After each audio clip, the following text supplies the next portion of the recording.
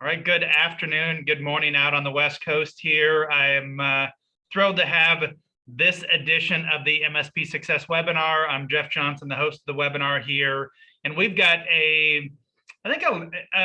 DNS Filter has been with us for a bit as a sponsor, but first time here on the MSP Success webinar series. They've got some really cool things to be able to share and looking at, and I've got Arthur here on this call that's going to be diving deep into it here of this great tool that you're going to want to check out. He's got a special offer at the end of this of how you can check out the tools, no cost at all. We'll get into that in just a little bit later with it. But as everyone is piling onto the webinar, I do want to remind a couple things. One is that I'm going to be on here watching over the Q&A. And so you should have a Q&A that's on there. Is that if you have any questions, you want to make sure that Arthur answers during this call, then make sure that you post that in the Q&A. I'll be watching that as it goes along. And then also, if you just have a quick comment of something, doesn't necessarily need an answer, there is the chat button that you have on Zoom here as well. So with that, I think I'm going to introduce Arthur. And Arthur, I'm going to let you go over your last name because I'm not going to try to butcher it. I'm sure everyone else does here. So Arthur, how you doing? Good morning. Well, actually, I guess it's just afternoon for me now, Jeff. Thanks very much for the intro. And as Jeff mentioned, my name is Arthur. I'm with DNS Filter. I'm one of the Tier 2 technical support engineers here. And today's webinar is 3 common DNS misconfigurations and how to avoid them. I go a little bit off into the weeds because I'm kind of a nerd, but hopefully it's an enjoyable presentation, and I look forward to any questions you might have as we go through it.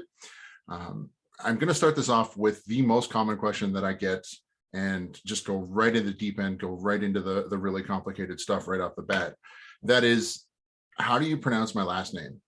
Now, you look at my last name, and normally I would play a game with people where I have you try to pronounce it so that I get to hear one of the myriad ways to pronounce it, and I get to add something new to my Rolodex. But because there's a bunch of you out there in cyberspace, and this isn't a two-way conversation, I'm just going to tell you. So the easiest way to pronounce my name, Chocolasic. Chocolasic. You can also say it sounds like chocolate, and I grew up with the line that it means I'm sweet and the ladies love me. So that's my last name. That's the most important thing. And now that that's out of the way, we're going to go over some of the most common DNS hiccups that we see here at DNS Filter, either from our clients or just in a general sense. But before we really get to that, you get to hear me explain DNS to you like you're 5. You probably already know some of this, but if you don't, bear with me. And if I make a mistake, please correct me at the end of it. I want to hear corrections. So DNS stands for Domain Name Service or System, but it really depends who you ask. I personally don't have a preference. In an incredibly simplified example, like I said, this is like your 5. I'm going to go to an old school analogy, and you can ignore most of what you see on this slide. That was very technical, very, very high tech. But what I want you to do is think of DNS like a phone book. Now, I know because we're dealing with a technical concept, there's probably at least half of the people out there looking at the screen going, what is the phone book? I have no idea what you're talking about. Let me tell you, I'm a little bit older. A phone book is a paper-based system of finding somebody's phone number when you only had their name. So if you wanted to look up Arthur in the phone book, you would go to C for Chocolasic, which of course everybody remembers how to spell or say, sorry. And then under Chocolasic, A, there'd be a phone number listed. Then you could give me a phone call. Please do not actually call me. Thanks for coming out. I want you all to tune into my next webinar, The Wonders of the World Wide Web. And if there's any questions, I'll take them now. Oh, sorry, I'm getting my producer in my ear that I have to say more. I apologize. The conference isn't over. I'm going to keep talking. So now that you know what DNS is, let's get into really the meat and potatoes of the webinar, which are the things that can absolutely ruin your day with regards to the setup of your DNS. And the most common DNS mistakes that we see, not knowing the difference between a static and a dynamic IP, not lowering the TTL or time to live, which I'll discuss further before you make changes to your DNS records, and having too much protection involved in your DNS configuration. Now, I know that sounds like an oxymoron. Is there really such thing as too much protection? But the honest truth is, yes, there is. And I'll go into some detail on that a little bit later. So let's start off with the easy one, the common misconfiguration of not knowing what a dynamic versus a static IP is and having the wrong one in your DNS solutions. So when you have a dynamic IP, one of the first things I end up checking is whether or not it is changing on a regular basis when I'm helping our customers troubleshoot DNS resolution. And it is specific to us, but any DNS content filtering provider is going to have the same sort of issues. So it is an important thing to remember. And it's not just specific to DNS filter in the broad sense, and it applies to most of the other solutions out there. I'm not going to list the names because you don't really need to know any of them. You just need to know ours.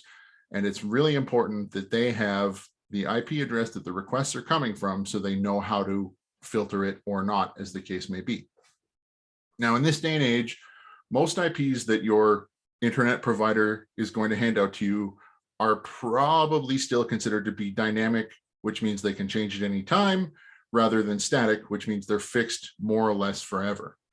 Now, why does that matter to us? Well, once we know where the requests are coming from, aka your IP address, we know that we need to apply specific policies to these requests or look at them a certain way. Or if we don't know who you are, we need to let our sales department know so that they can reach out to you and have a conversation about how we might be able to help you. So if you have a dynamic IP and you're not using something like a dynamic DNS service to keep your information on your IP updated, there's a chance that it might change. It could be something innocuous from 175, 175, 175, 175 to the same thing, but with 176 at the end. And all of a sudden we've forgotten who you are. You're a stranger to us, you're weird, and you're going to be opening up a ticket with me or one of my much better looking counterparts to go, our DNS resolution is broken. What's happening? We can't get on the internet. So I guess what I'm saying is make sure that you have a system in place to handle your IP information if it's dynamic so that you minimize any potential downtime you might have. There's any number of dynamic DNS services out there. No IP, DNS, any of these options plus countless more will work just fine for accomplishing that task. Common misconfiguration 2 is managing, or in this case, mismanaging the TTL on your DNS records. So your TTL stands for time to live. So that is essentially how long the records you have in your DNS table stay valid. So what you can do to avoid delays or headaches in your DNS related life is to make sure that when you're going to be making any changes to your domain, such as adding new records, say a new www or a new subdomain for SharePoint or something else for the live side of things, demo or debug or anything like that, you want to make sure that you lower the time to live on your domain.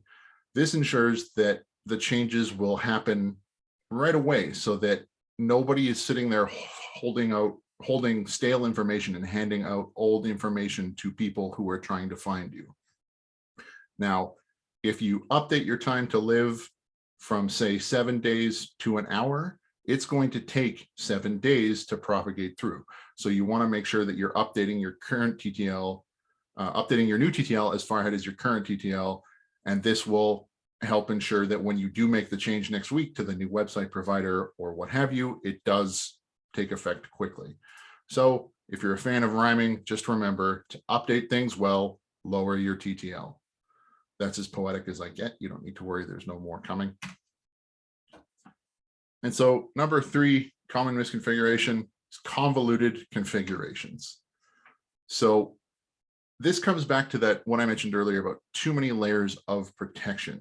So it's very, very easy to have an over application of protection, whether it's intentional and you deliberately did install 14 different layers, or unintentional because you had a piece of software doing protection that you weren't aware of, or somebody installed it and didn't tell you. The more layers of protection you have, the more likely there is to be minor hiccups or major hiccups in the flow of data through your system. And it can cause issues that manifest in strange, very, very hard to diagnose ways, which makes your life very difficult and also makes my life very difficult. And I think we should both have much easier lives. Think of 7-layer dip. I think we've all had 7-layer dip at least once in our life. And I think most of us really, really like it. Maybe you don't, and that's fine. I'll still be your friend, but I personally, I love it. You've got salsa and guacamole and cheese and sour cream and beans and olives and tomatoes. And they all work really, really well together as a dip. Just give me a bag of nachos and a bowl of dip and get out of my way. But if you had 7 layers of DNS protection, like say working with a product like DNS Filter, then also having content filtering being applied on your firewall at the network level, and also being applied by your AV software, the endpoint agent that you're running on your network, and maybe even out at the far end, your ISP is applying some content filtering without telling you. There is an ISP in the States that likes to do this. I'm not going to say their name, of course, because that would be rude. Comcast. Anyway, they like to turn that on and not tell their customers because they're keeping them safe. And it's all well and good, but it can cause problems. Every time you want to look up that number in the phone book, to go back to my original analogy, now instead of just opening the phone book, finding the answer and making the phone call, you've got to go through multiple layers of protection just to get that phone number.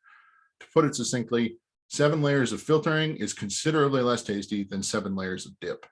It's very easy to reach the point of diminishing returns, especially in the arena of DNS resolution. One of the best ways to minimize your issues is to make sure that you don't have multiple cooks in the kitchen, all trying to work on the same dish. Somebody's going to lose a finger. And it comes up frequently in our support issues. Something's not working. People have set up their policy, their filtering policy, and the content is not being filtered, or the wrong things are being filtered, or behavior is very, very strange. And the instant belief is, it's got to be you guys. We just set you up. It's not working. So it must be DNS filter. What's going on? We end up going back and forth and back and forth and back and forth. Usually end up on a phone call or a screen share, because going back and forth over email just makes both people crazy. And we do some tests and we do some investigating, and it comes back that, oh, you know what? It is my ISP, they're content filtering, and they're getting in the way. And I don't like to say I told you so, but a lot of times I do say I told you so, but we get the issue resolved and the problem goes away. But even something as simple as adding Google's public DNS, so 8.8.8.8 or 8.8.4.4 to your list of resolvers, while also including a service like DNS Filter, the list of those resolvers, in the name of redundancy and making sure there's no issues, can still cause problems. Most systems aren't just going to try A and then fail, B, then fail, C, then fail. They will bounce around. And so sometimes requests can go to Google rather than DNS Filter. And even though we're set up properly, the Google ones will just get answered. They won't be filtered. And all of a sudden, you've got employees looking at content they shouldn't be looking at work. And you don't need that headache as an MSP. And, we don't want that. We don't want to look like we're not working. And we want to make sure that that doesn't happen. So making sure you've got the appropriate layers of protection in place is perfect, because while I love our customers and chatting on Zoom tends to get us our resolution very quick, you can really truly have too much of a good thing. And I don't want to have too much of a good thing, whether it's 7-layer dip or customer interaction. So when you're looking at your network and you're having problems, always check your firewall, check with your ISP, check with Bob from IT, who's been there forever, because maybe he turned on some content filtering in the early 80s, and only now is it coming back to bite you as you've tried to move on to a more modern solution. I do want to talk about one other thing. While this isn't specifically a common DNS misconfiguration, it's something that's very, very important in this day and age. I mean, the truth is, companies aren't hiring local anymore. You look at me, I live in Canada and I work for a company that's based in North America out of Washington, but I have coworkers all over the world, South America, Europe, the UK, Australia, everywhere. And tons of other companies in the world are no different. And this means VPNs, or virtual private networks. VPNs, especially in the age of COVID, are ubiquitous. Not only that, but they're also varied. What might work with one VPN as a solution may not work with another. So I can't possibly cover all the bases here, but what I can do is give you our #1 suggestion to avoid DNS and DNS filtering related hiccups when you're working with your VPN, and that is to use some form of split tunnel VPN. If you're using a full tunnel VPN, all your traffic is traveling through it. So any content filtering that you need to do will have to be done at the network level at the far end of the VPN. This is the easiest way to set up a DNS-based content filtering service with a VPN, but it can have an adverse effect on performance. Just consider the following. You've got a new employee, let's call him Barther, who's now working remotely in San Francisco, and your local company, local office is in New York City. You set up Barther with a VPN so that he can work on the internal network and access internal resources and be protected by the company's firewall and the company's DNS protection, et cetera, et cetera. And now every time Barther does a DNS lookup from San Francisco, the request goes across the country to New York, gets answered, and then goes all the way back across the country to San Francisco. And while in the age of the modern internet, that's not the end of the world, it's still a little bit slower than normal. And it can be a bummer for the new employee because he's experiencing longer load times, slower response times. And his first thought's going to be, hey, they bought me this nice new computer when I joined the company and it's slow. What gives? And the issue is that the full tunnel VPN is sending the requests across the country. And now when things do open up again and we can all travel, we're all in different places, this could start to be more and more of a big disadvantage for any employee traveling far away to go to a conference. Somebody goes to Europe for a conference, they're still sending DNS requests to America. That's a little bit of a journey. But with a split tunnel VPN, the setup's a little bit different. When you need to access those internal resources, you'll still be able to, but your DNS requests don't necessarily have to go all the way through the tunnel to the far end, and instead would go out to the local area Anycast nodes of your DNS content filtering service and get a much quicker response, because instead of San Francisco talking to New York, San Francisco talking to San Francisco and getting a much quicker answer, and there won't be any slowdowns. It's really the optimal way to do it for content filtering, because when you are doing content filtering, it's more concerned with the bad stuff that you're going to find on the internet, bad, inappropriate, what have you, content that you'll find on the internet, rather than the stuff internally on your office file servers. So DNS being taken out of that equation is going to speed things up for people and avoid a lot of headaches. Now, I do want to mention briefly here that we do have a partnership with TwinGate. They're a split tunnel first VPN alternative. We've actually worked directly with their development team to make sure that we play nice, and I really think they're worth checking out. Don't ask me a whole lot of questions about them today, but we did do a webinar with them previously, which will make the link available to you all so that you can check that out if you like, but I do highly recommend giving it a look. Now, when it comes to deployment options for DNS protection, you do have a few different options. I really do think it's important to stress the value of properly defining your machine and user groups and picking the right solution or mix of solutions for yourself. Now, there's a few different ways. This is very specific to DNS filter, but again, a lot of our colleagues in the industry do things very, very similarly. So it's an important thing to think about when you are planning out a solution for your customers. So the better that you define things, the easier that your life is going to be, because you're going to have better details. The easier your customer's life is going to be, because you're not going to be blocking things you shouldn't be blocking, and you're going to be able to let people see what they need to see. And finding the right balance between those things will be the night and day difference in efficiency of your solution. So to touch on all three options here, we have a network level deployment, which is completely agentless. So there's nothing installed on the machines. It's all done at the, whether it's the firewall or the AD server level, but it is fantastically easy to deploy, and it works as a great catch-all solution. The problem is you lose the ability to keep an eye on Rick from accounting. And I think we all know a Rick from accounting. Trying to dig through logs for an office full of 250 people to find one specific thing that Rick from accounting went to visit is a little bit like trying to empty a swimming pool with a thimble. You can do it, but you're going to have a really bad time and it's going to take forever. You don't want to do that. However, you could group your users into logical collections. For example, your C-level executives, because they're always traveling to exciting foreign locales like their living room because of COVID, or using questionable hotel Wi-Fi, or you've got all your field technicians who always seem to find a way to install Overwatch on their laptops, you're in a much better position to narrow down your reporting and get the information you need in a timely fashion. Now, as I mentioned, it is specific to DNS filter, but I do want to go over the potential deployment options just so we can make sure everybody has a good idea what the options are, and explain a little bit more about how not using them properly can definitely count as a misconfiguration. So we can call this number 4. It's a bonus. So a network level deployment, as mentioned, the easiest one to do, and it's probably what you're used to when you think of DNS filtering.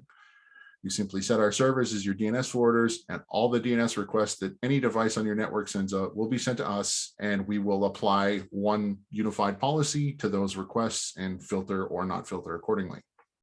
But from a reporting perspective, you still get data on all the requests your organization is making. You won't actually be able to tell that this came from Rick, this came from Jeff, this came from Arthur. All you know is that the office that shares this external IP address made this request. So it's essentially a waterfall of traffic. You won't have individual control over the devices, and all the traffic traveling over the network will be subject to the same policy.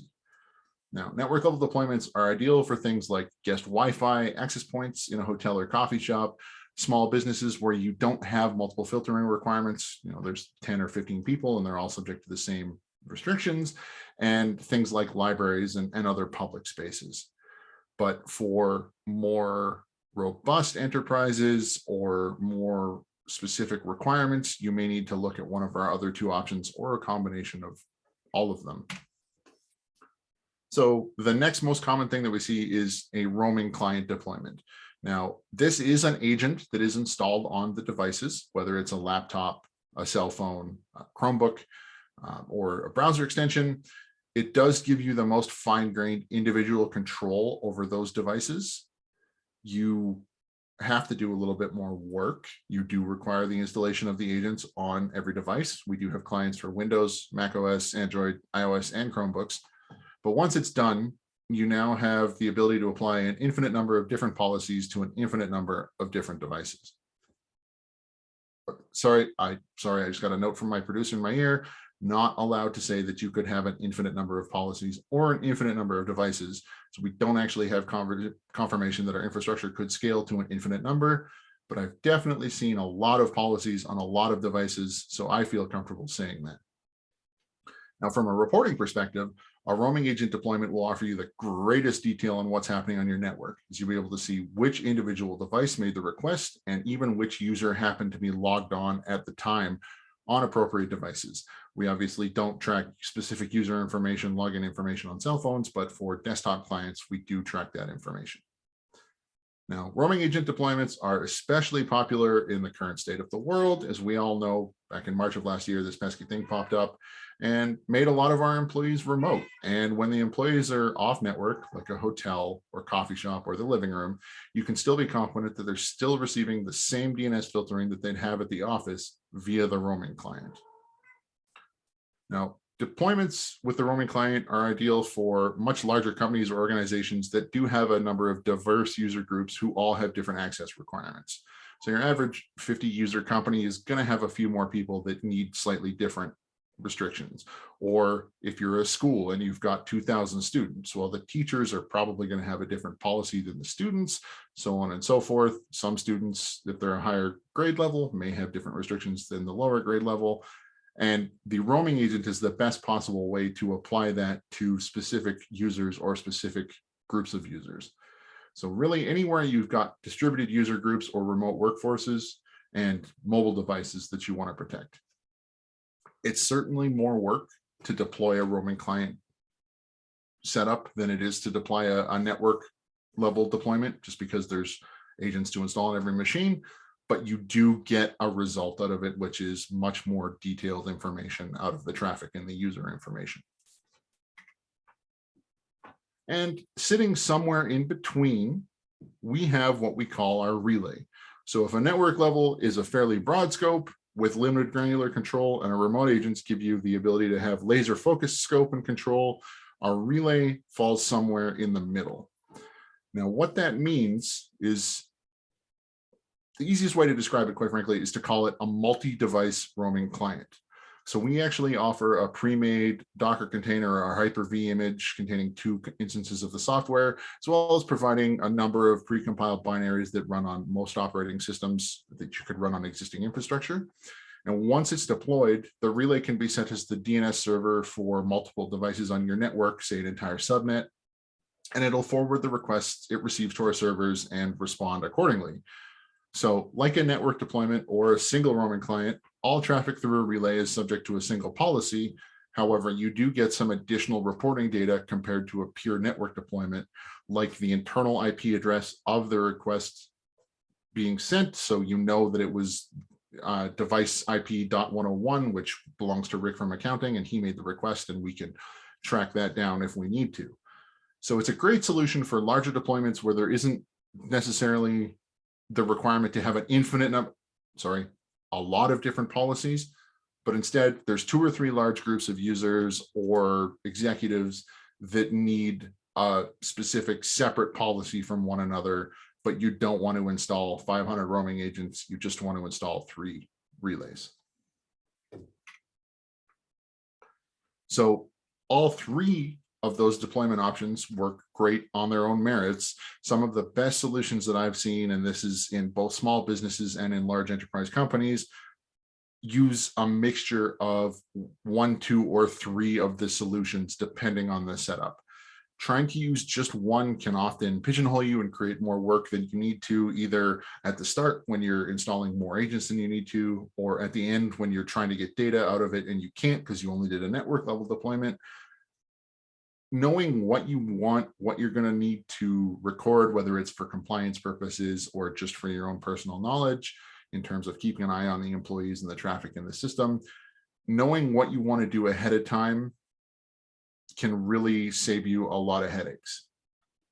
But I do want to walk you through just sort of a generic setup here. So you've got your CEO in his luxury office, and we have a network level policy applied to the company that is blocking Facebook for everybody because nobody needs to be looking at Facebook. But the CEO is the CEO.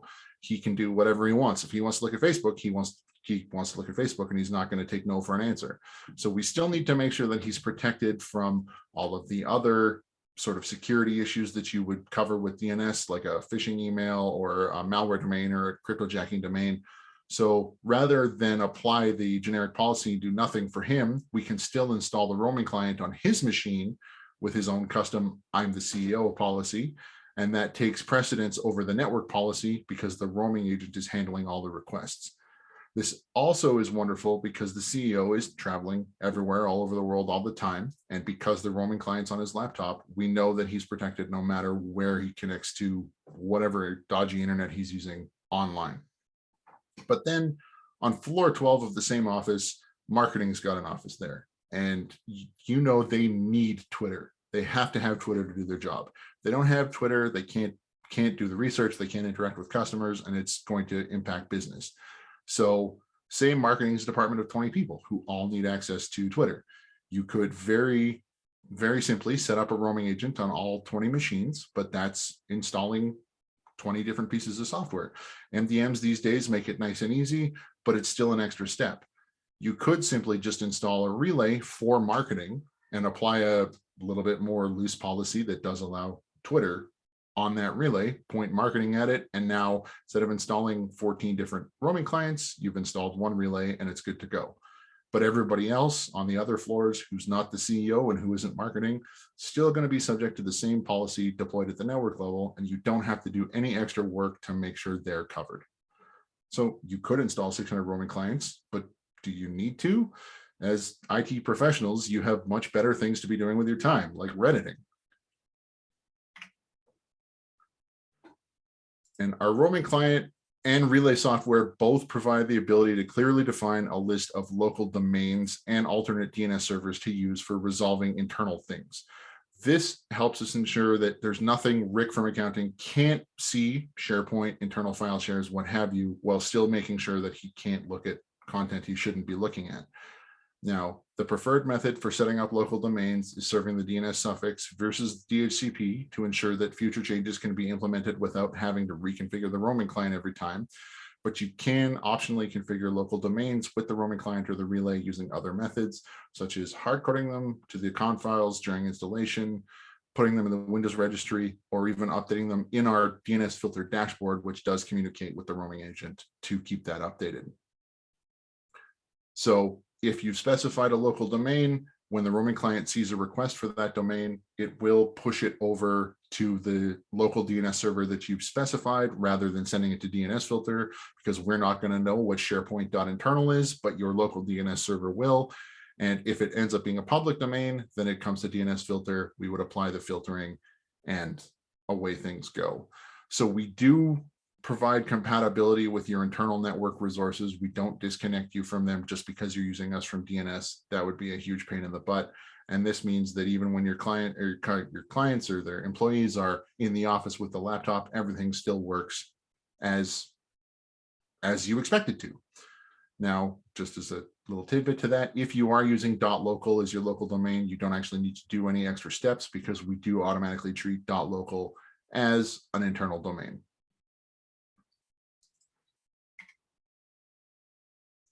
So really the last thing that I want to touch on before I let you throw your questions at me or just disconnect and disgust is to stress the importance of knowing what your primary goal with a content filtering solution like us or anybody else is.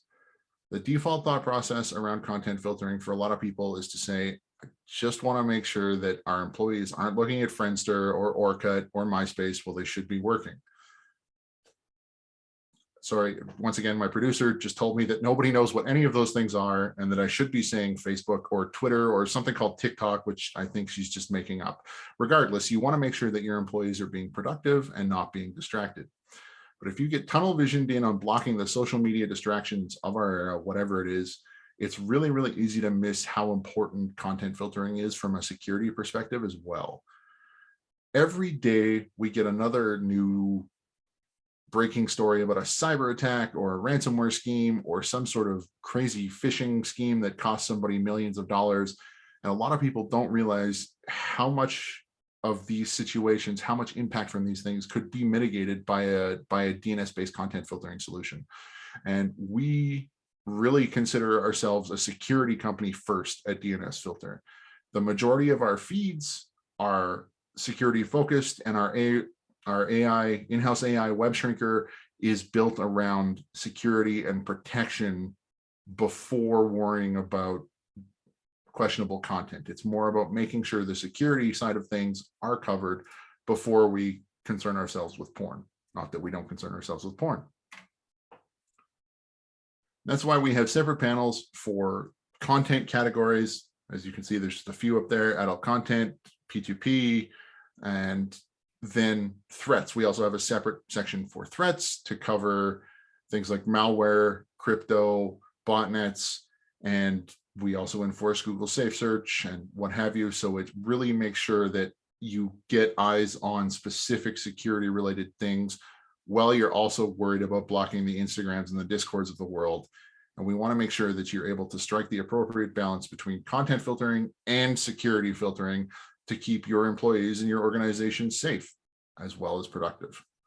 We can even help you make sure that your employees don't find a lot of shady stuff via the search engine by enforcing Google Safe Search, Bing, DuckDuckGo, or Yandex, as illustrated there.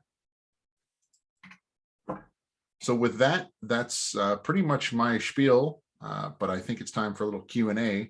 And I do actually see that we have our first question already, and it's, but what about local domains? And they must have typed that in before I explained it. Don't worry, local domains are covered. Nothing breaks. From there, I'm going to stop looking at the questions. I'm going to let Jeff pick the ones he thinks I should answer. So Jeff, if you want to go ahead and throw them out to me.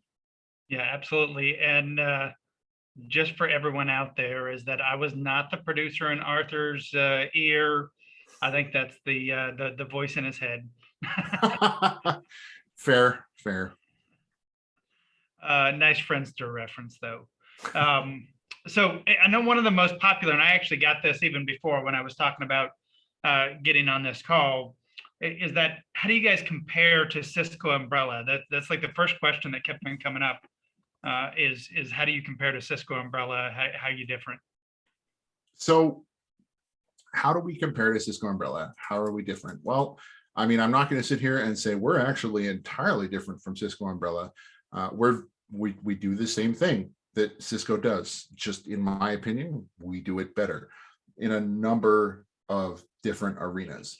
Now, if you want straight head-to-head numbers, forgive me, I'm reading off a sheet because I don't have these memorized.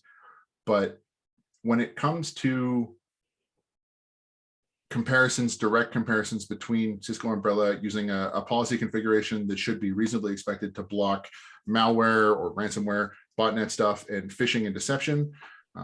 When Cisco's results came back, we were blocking, I want to say it is Cisco allowed 20% through in some cases, 100% through in some cases, and we were much lower. I'm just trying to find the specific numbers here.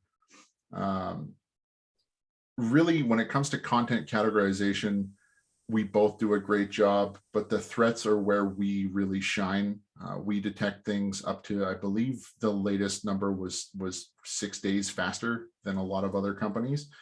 And even in the content arena filtering, we're good in some, Cisco's good in some arenas. They cover porn and drugs really, really well. But a lot of the other content filtering falls off a lot more compared to what we cover. So the content filtering is better, the threat concerns are faster, the feeds are more up to date.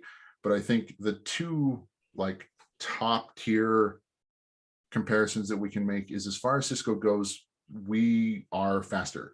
We're one of the fastest, I think, depending on where you look in North America, I think we might actually be the fastest DNS server network, and worldwide we're 2 or 3, I believe.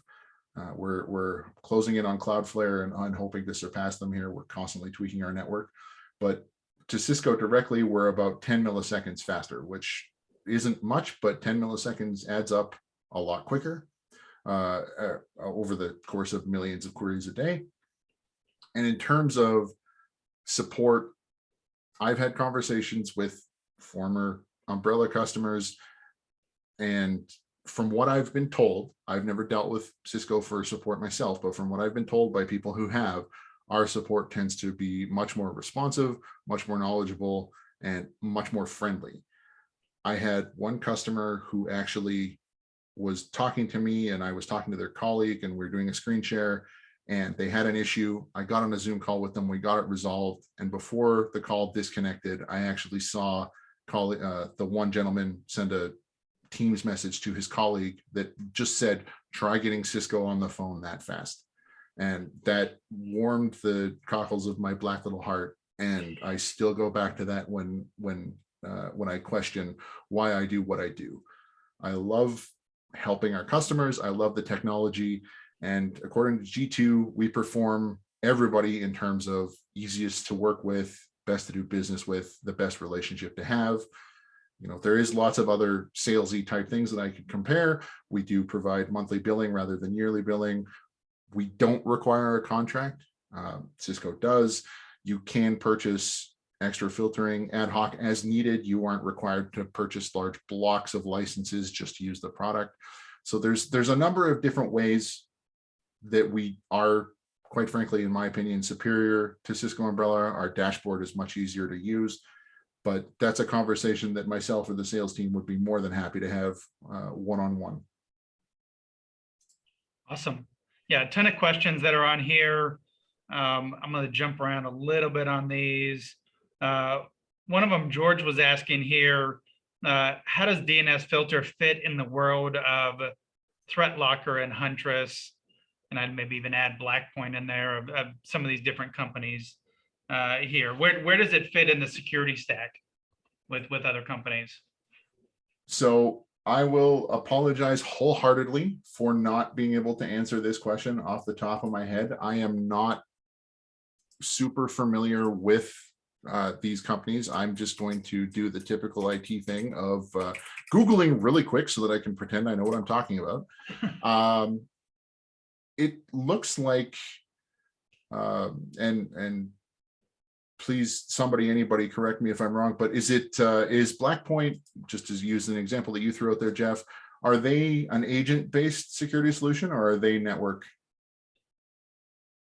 I'm not, and BlackPoint might be the wrong one of doing. Of course, that's the one that you went and looked up.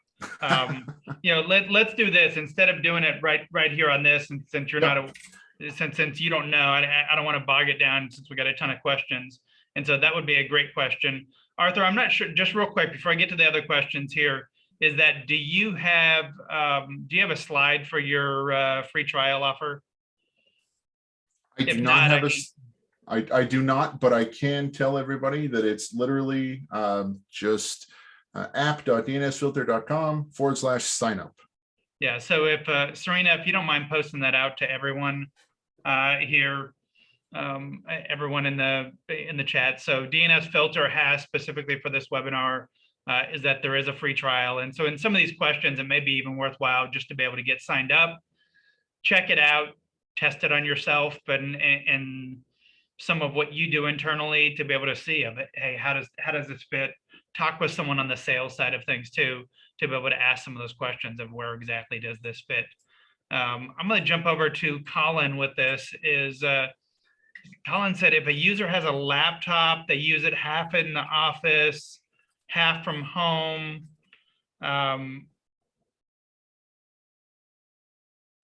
What happens when they use that machine in the office where we have the network level filtering set up? So if a user has the roaming client installed on their machine, that takes priority over anything. Essentially, the only way that you could affect the roaming client is if you were doing something at the firewall to essentially hijack the DNS requests as they were going out and redirect them so that they're not coming from the agent and that metadata is stripped out. But if a user has the roaming client installed and nothing shenaniganery is going on at the network level, the roaming client would be the policy and the agent that takes priority over the network level deployment. Awesome. And I did want to just note, because Arthur, as he was talking, was typing right before that, is that on that /signup page, so app.dnsfilter.com/signup, it says a 15-day trial. And Serena had mentioned this webinar, and we can extend it to 30 days. And Arthur said 30 days is not enough. And so he's saying mention it, and you get 45 days of trial. That's going to get me in trouble, but I don't care. I love you all. So, hey, great opportunity to come check it out here. Anonymous is asking, what is the smallest client size to deploy? So 1, I suppose. That being said, we don't, with the MSP plan specifically, there is actually monthly minimums. We do, for our MSP program, it is a multi-tenant solution that we offer, and there is a minimum pricing of $50 a month. If you are a home user that wants to just check things out and maybe use it at home, or one small business or 2 small businesses, you could potentially use our non-MSP program, and then it's just a per user pricing with a minimum, I believe, is 25. Serena can correct me in the chat if I'm wrong, but yeah, realistically, you can use us from one user to 2,000 users. I won't say infinite because that'll get me in trouble, but it could be even more than 2,000. Oh, there we go. Serena's saying $20. So 1 user, $20 minimum. Can you talk? I know Serena posted in the chat here, dnsfilter.com/pricing and toggling to the MSP option. Can you talk a little bit about what your pricing model is for MSPs? Absolutely. So we offer a tiered pricing model for our MSP partners, depending on the volume of business that comes in. If you do join us as an MSP partner, as I mentioned, there's the monthly minimum of $50 a month at tier 1. And we have our license pricing, which is listed on that link that Serena provided. But as an MSP, a tier 1 MSP, you do get a discount of 20% on the license costs. So we're not billing You're specifying, oh, company X, client X has 20 users. We're charging you the user rate less 20%. You're charging the customer the full rate, and that's where your margin comes from. Obviously, the more you spend, the higher you move up in tiers. I believe to move to tier 2, which brings your discount to 25 or 30%, is a $500 a month spend after the discount. And that also improves your support option somewhat. And then tier 3 is $2,000 a month after the discount, which opens things up like 24/7 phone support and priority queue and things of that nature. So it, depending on the nature of your business and what you're looking to do, we do offer, like I said, the full multi-tenant solution. So you have a dashboard that lets you have all your clients specified and separate, and different policies built for all of them. You can give those employees of those organizations, if there's a tech-savvy user or an in-house IT guy, he can have access to just company A and not see company or B or C. So it's all segregated. We do give you the ability as well to white label the product.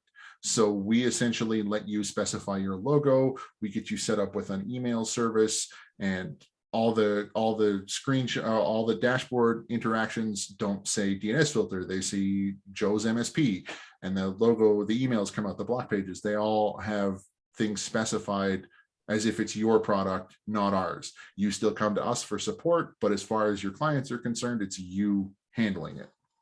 So there's a lot more that goes on in the MSP side of things. And I apologize, I'm a support guy, not a sales guy, but I know one of our sales team would be more than happy to discuss it with you if there's further questions regarding that. Awesome. So a question on the MSP side of things, do you know, being on the support side of things, are there any plans to integrate with any of the RMM solutions? Are there any plans to integrate with RMM solutions? Sorry, I'm gonna make my head bigger here because I feel weird tucked down in the corner. So are there any plans to interact with RMM solutions? Yes, but don't ask me when. If I had to come up with the question that I was asked most frequently when it comes to a product feature request, it's, do you interact with RMM blank, ConnectWise Automate, Datto, any number of them. As far as direct integrations go, we do have plans right now. Our main suggestion is that we do provide a couple of handy shell scripts, PowerShell scripts that you can use with your RMM to deploy the software, and Mac OS based scripts as well. We do want to start focusing on some specific RMMs. We do actually have a feature request page where please, if you use an RMM, go in there, find out if somebody's mentioned it. Serena can post the link to the page there. Somebody's mentioned it, upvote it, throw your voice behind it, because obviously no kick against somebody who uses ABC RMM software that nobody's ever heard of. If you're one guy asking for support on that, it's a lot tougher than us than if you're somebody going, we've got 50 people saying support ConnectWise, support Datto. So we do want to add support. We did recently receive our funding, and we're starting to expand our team darn near exponentially. And part of that is bringing on more engineers so that we can start exploring those options and integrating with them to make your lives easier. All right, running over to thank you for that, Arthur. Edward asked his question a little bit early on here on the technical side of things. I think, will you discuss the implications of using services like, I'm just going to spell it out because it's DYN DNS, DYN DNS, and security risks. Additionally, any discussion of DNS Sec or DNS SEC? So we do have support for DNS Sec. It's not widespread just because it's still a little bit of a bumpy road and can lead to some issues, but we do have a specific set of servers that do accept DNS Sec requests. Just to further speak on security, we do also have support for both DNS over HTTPS and DNS over TLS. So we do provide those options to our users if they want to use them. Obviously, there's a little bit more overhead involved from a network perspective, so it's not turned on for everybody by default, because some people are more concerned about speed than security, but it is something we do recommend and we do make available through our roaming clients and through our network deployments and our relay as well. Sorry, Edward, to go back to the comment about DNS, I'm not exactly sure what the question was, and I apologize if I've misunderstood. If you want to clarify, and Jeff can pass that on to me. Yeah, it said implications of using services like DNS and security risks around that. So it's an interesting question. I wouldn't think there'd be much of a security risk, and feel free to eviscerate me in the chat if you think I'm incorrect, but it is, it's largely just about making sure there's always an answer to what your IP address is, so that if your ISP swaps it out from under you, we still know that edwardscompany.dnsfiltercom is where the request is going to be coming from. Our system is checking every minute to see if that IP has changed, so that we never interrupt your service by going, oh, this request came from an IP we don't recognize, and now your internet is broken, because we won't answer your DNS requests when we don't know who you are. So in terms of a security risk, I don't think they are a security risk. It just helps avoid any potential downtime on your part. So that makes it worth it. So a question that came in here, can I manage all of my customers from one instance? Absolutely. What does that look like? Yeah. I apologize, I don't have a demo environment to show you here, but that is something that one of our sales guys could go through in terms of a demo. But as far as the MSP dashboard goes, absolutely. So you essentially have your own, if you're ABC MSP, you have your own organization that lets you set up your own DNS filter deployment, so protection, filtering policies, so on and so forth. But you have a drop-down menu that lets you go to, DEF accounting or GHI car parts or whatever, and manage those individually. It's all the same dashboard, it's all the same experience, but they are segregated and accessible from your main MSP login. And I did before. I've got a few more questions here, but I wanted to recognize we've got all the way from down in Australia, Damian Pepper. He got up at 5 a.m. or so in the morning to watch you speak. Thank you, Damian. You're insane, but I appreciate it. Go to bed. I just happened to see Damian in there. Damian's a great member. All right. Let's see. George was in. As far as content filtering tools, how do you compare with Scout DNS and Webroot DNS protection? Scout DNS, I can't speak to. Webroot, I know as part of our comparisons, and on our website, we actually, I believe, have a direct comparison with Webroot. We outperform all of them. I don't think there's anybody that does content filtering better than we do. And I can say pretty much unequivocally, and again, somebody's going to hit me for this, but we're better. That's how we compare. But for specifics, I believe there is a document on the website. Cool. Yeah, so dnsfilter.com to go check that out. Colin was asking if users have local admin privileges, is there a way to install this and hide it unless someone is really savvy and goes looking for it? Number 2 most frequent feature request that I get. So we do allow you, as part of the install process of the roaming client, to hide the tray icon and make it not obvious that this is happening. That being said, it does run as a Windows service, our forwarder or roaming agent. So if there's a user that has admin access or is smart enough to go into services and stop the service, unfortunately, at this point, we can't really do anything about it. As my devs like to say, if they're an admin, they're an admin. You either are or you aren't. And so there's not really much that can be done to prevent it. There are potential GPOs that you can put in that really just put a few more steps between an admin user and stopping the service. But if they are a full-bodied admin and can do whatever they want with the machine, if they want to stop the service, they will. If they're not an admin user, or just try to change the DNS server from the local roaming agent to something like Google or Cloudflare, the agent will monitor that and switch it back. So it's not entirely preventable, but you can make it a lot more difficult. And one last one that I've got here, and then I'll repeat what the offer is here. And Serena did post up for those live on the webinar. of where you can go to on the DNS Filter website to get that web root versus DNS filter comparison.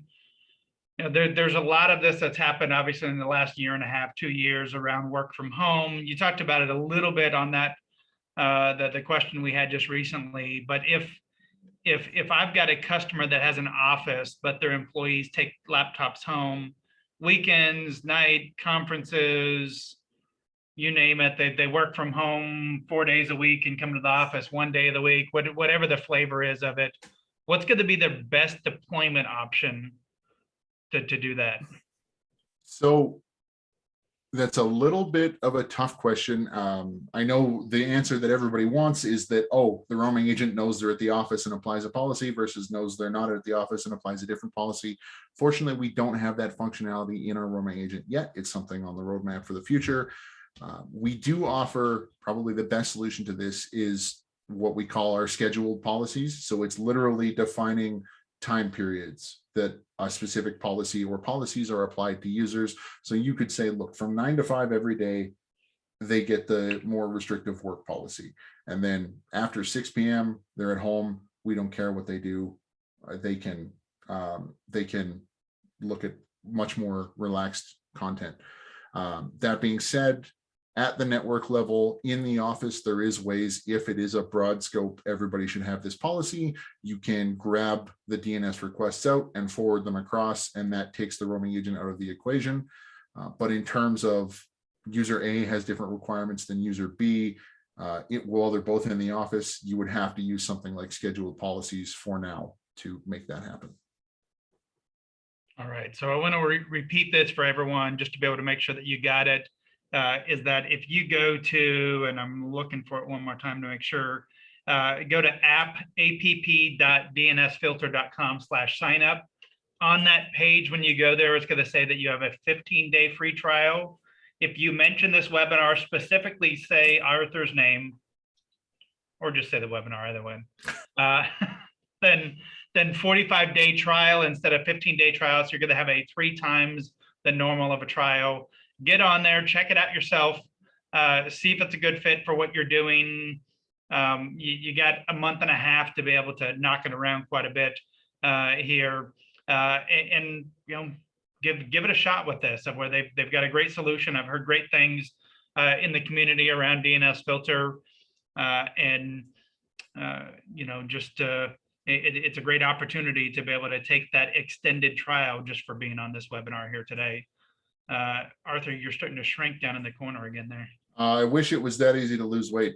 I just wanted to go to the next panel here, just to make sure the sales address is front and center there. But yeah, if there's any questions, please don't hesitate to reach out to our sales department. You can email me if you like. My email address is arthurc@dnsfilter.com. And if I don't have an answer, I'll make sure that we get the request to somebody that does. Yeah, absolutely. And so great team over there.